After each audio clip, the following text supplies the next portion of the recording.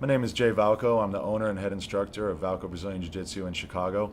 I've put together this video of the 7 takedowns that I think every jiu-jitsu fighter should know. It's a mixture of wrestling and judo.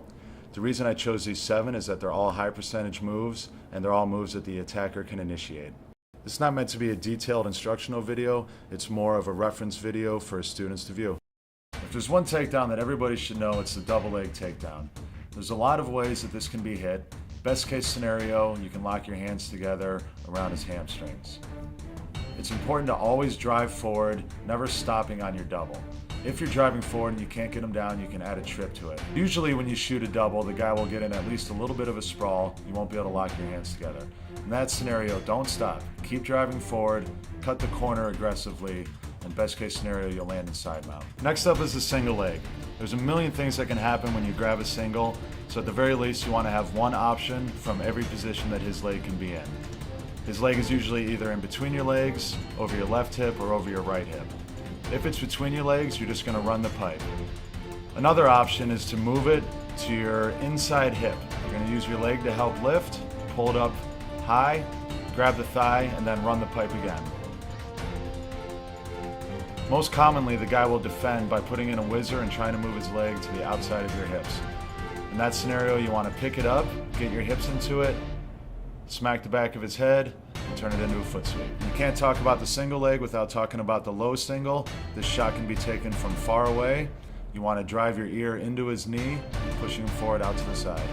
Our third takedown is the uchimata. It's a very, very important judo throw. You can do it from a lot of different grips. This one here is from the standard judo grip. A lot of times when you hit the uchimata, you don't get in deep enough to get it on your first go, so you're going to hop backwards and into him, progressively lifting your leg higher.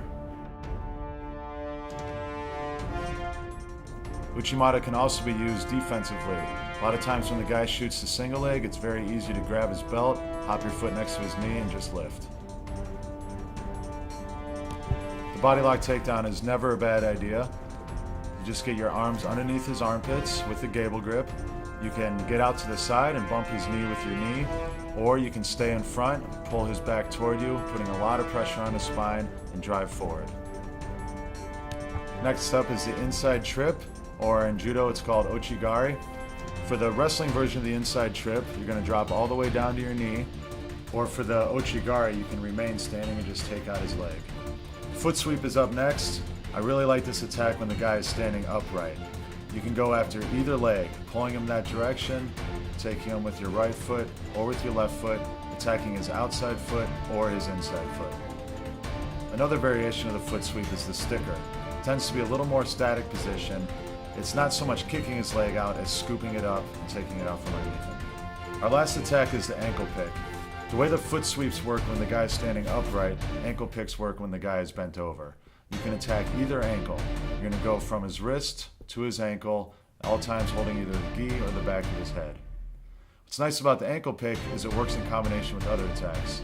Off the uchimata, for example, if it's not working, you can easily transition.